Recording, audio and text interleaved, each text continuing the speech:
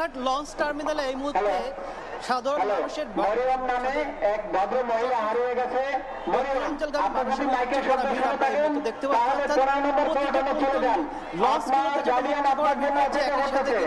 মরিয়ম, আপনি যদি মাইকের সামনে শুনে থাকেন তাহলে নাই সেরকম অবস্থা কিন্তু দেখা যাচ্ছে। 14 নম্বর পল্টনে কিন্তু সাধারণ যারা দক্ষিণ অঞ্চলগামী মানুষ রয়েছে তাদের মধ্যে কিন্তু আমরা সেই ভিড় দেখতে পাচ্ছি। এখন সদরঘাট লঞ্চ টার্মিনালের চিত্রটি যদি আপনাকে দেখায়, এই মুহূর্তে সকাল থেকে এখানে উৎসব মুখর পরিবেশ বিরাজ করছে। আজ 29 রোজা হওয়ায় ঘর মুখে মানুষের স্রোত নেমে এসেছে।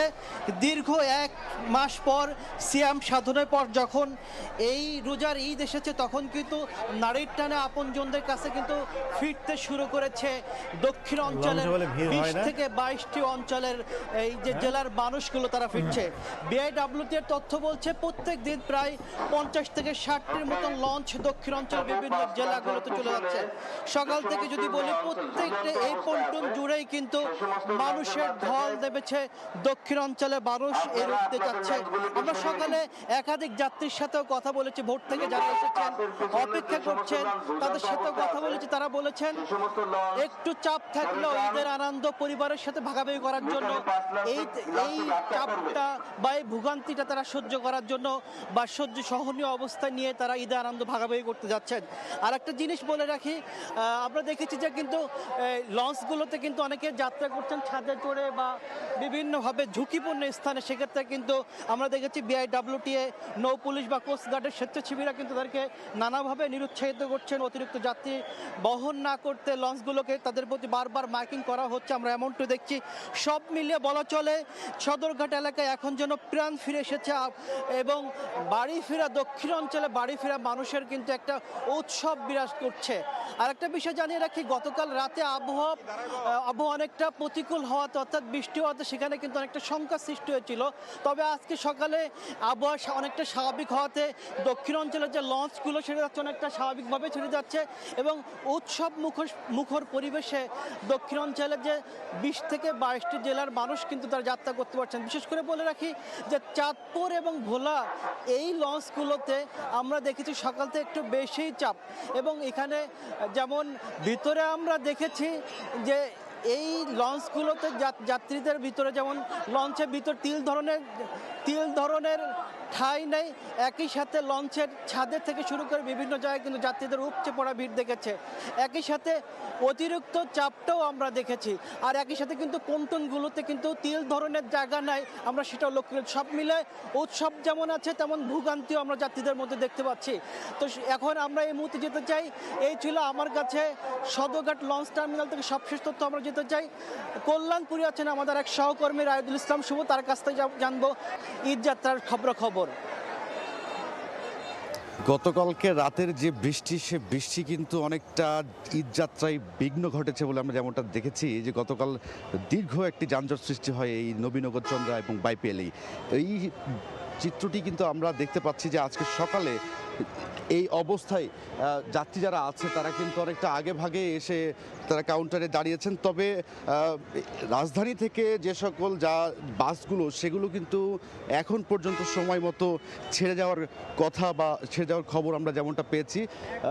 যারা উত্তর অঞ্চলের যারা যাত্রী রয়েছেন তারা যেমনটা বলছেন যে স্বাভাবিক দিনের তুলনায় যে এসি বাসের ভাড়াগুলো সেটা অতিরিক্ত নেওয়া হলেও নন এসি বাসের ভাড়াগুলো কিন্তু স্বাভাবিক অবস্থায় তারা রেখেছে। তবে এই দূরপাল্লার যেই বাসগুলো সেই বাসগুলোতে আমরা দেখতে পাচ্ছি যে গতকালকে যেই স্বস্তিটা ছিল আজ কিন্তু অনেকটা চাপ এবং যাত্রীদেরও কিন্তু একটা ঢল আমরা দেখতে পাচ্ছি। আজকে যেহেতু 8টা, আমরা গতকাল কিন্তু এই কল্যাণপুরে আমরা অবস্থান করেছি।